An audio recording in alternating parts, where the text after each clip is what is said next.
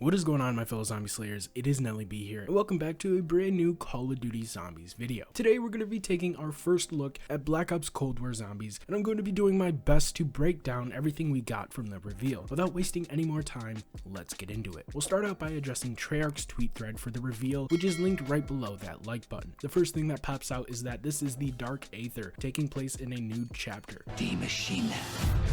Thanks, Craig. According to the Twitter thread, at the end of Black Ops 4, our heroes sacrificed themselves to collapse the multiverse. They hoped their actions would create a new world, one free from the forces of darkness that had plagued their existence. They were half right.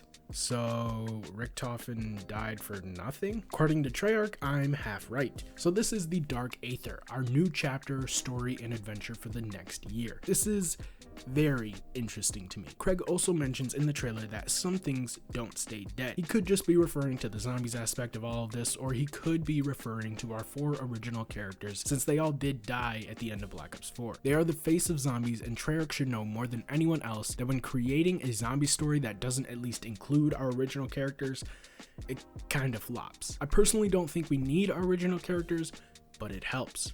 Moving on, the story takes place in the 1980s of the Cold War. You'll play as members of Requiem, a CIA-backed international response team led by Gregory Weaver. Under his guidance, your team is tasked with investigating and suppressing the unnatural phenomena occurring in the facility below, no matter the cost. The thread goes on to state, Requiem features a diverse supporting cast drawn from the finest minds across various military and scientific fields. They, along with Weaver, will help advise players on their journey. Here we're given a brief rundown of the characters we should expect to be playing as when this game releases. We'll be following a diverse cast of characters presumably around the world in the coming DLCs. We also see a legal Samantha in the trailer. We don't see her in the map, but we do see her communicating to Weaver, our informant. This clip from the reveal builds on that aspect, allowing us to understand our goals better. The players will find themselves at odds with a team of Soviet-led rivals known as Omega Group, who are just as interested in studying and harnessing the power of the unexplained anomalies manifesting around the globe. Beyond these two warring groups, they'll encounter characters with unknown agendas who operate in the field, delivering insights and intel on this new world's fiction. The intel you receive and recover is a huge component of our storytelling in Cold War. And for the first time, an innovative new intel system will make content accessible on demand anytime.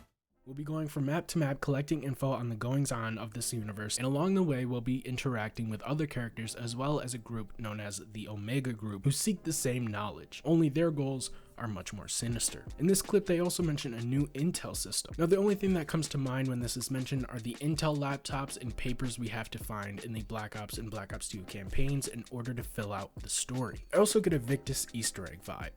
Maybe we're given the chance towards the end of the story to choose what ending we want, just like in Buried. That's about as much as we have for story info. Personally, I'm very excited for the road ahead. This year I'm determined to follow along no matter how hard it gets.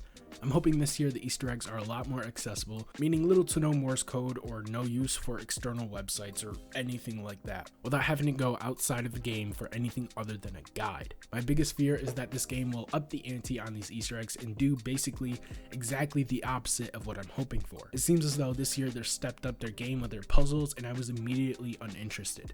I guess we'll just have to wait and see. Moving on to the gameplay, the Twitter thread states, a new beginning with a fresh story and new ways to play. It's an opportunity to elevate the entire Zombies experience while paying homage to everything that made Zombies so damn fun to begin with. And we know this to be somewhat true. In the trailer we're shown our base map, a sort of knocked remake. I'm not too happy about this, but the game has yet to release, so I'll hold off on total judgment until then. We're also shown new wonder weapons, equipment, and perk machines, such as Deadshot Daiquiri, Quick Revive, Juggernog, and Speed Cola, as well as a new perk called Elemental Pop. We don't actually know if the perk machines will function any different, but the perk machines definitely got a facelift. Damn, Jug, you looking thick with 3 C's. We're also shown the box in all of its original glory. We know there's obviously going to be a round-based system and a new and improved pack-a-punch system. We don't see double tap anywhere in the trailers, so we don't know if it's the original one and done pack-a-punch system, the Black Ops 3 double pack-a-punch system, or Black Ops 4's stupid 4-pack system for max damage. We can only hope for the best at this point. So, great, we see the fundamentals of zombies in action, but what about the new stuff? From this clip, we're given a basic rundown of the innovations the team has made to the gameplay. We're now able to not only craft equipment around the map, but we're also able to find it as well. This sounds a lot like the Origins dig sites. However, we're also supposed to be able to combine equipment, whether that be with other players or by yourself. We hear about a new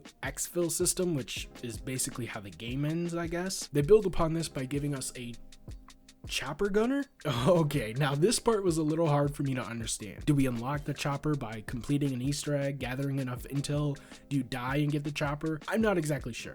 At first, I thought it was a kill streak, which is still possible from my understanding because we also see a sentry gun, but that could easily classify as equipment. So as of right now, the chopper is a mystery. We also know from the thread that crossplay exists not only for consoles and PC, but also last-gen consoles as well. But wait, there's more. We're also getting cross progression, meaning whether you play on Xbox One, PS5, or PC, camos, ranks, and all that other good stuff transfers over. No more going for dark matter on 2 different platforms. On top of that, we're told all the DLC maps will be available for free, sort of like what Modern Warfare did, which is amazing to say the least. I'm assuming this means you don't even need to buy the battle pass, so fingers crossed. We're also given clips of a Thundergun type looking wonder weapon, new boss zombies resembling a Panzer and Brutus, as well as vermin and dog vermin, which I'm not too excited for. Something I am excited for though that Treyarch announced after the reveal is Dead Ops Arcade 3. Now, I think this is also going to be absolutely amazing. We haven't seen Dead Ops Arcade since Black Ops 3. Now, I'm almost certain that the next-gen consoles and graphics are going to help aid the experience in playing this game mode. It hasn't always looked the prettiest, which isn't the main selling point of this mode, it's just pure fun. But either way, increasing the graphics fidelity has always got to be a good thing, right? Now, take everything I say with a grain of salt. I only say I'm speculative of certain aspects because those aspects remind me a lot of Black Ops 4, which is my least favorite zombies experience apart from World War II. There's a chance that these aspects only mirror Black Ops 4 in representation. I obviously have no idea how this game plays, but I'm a dedicated player.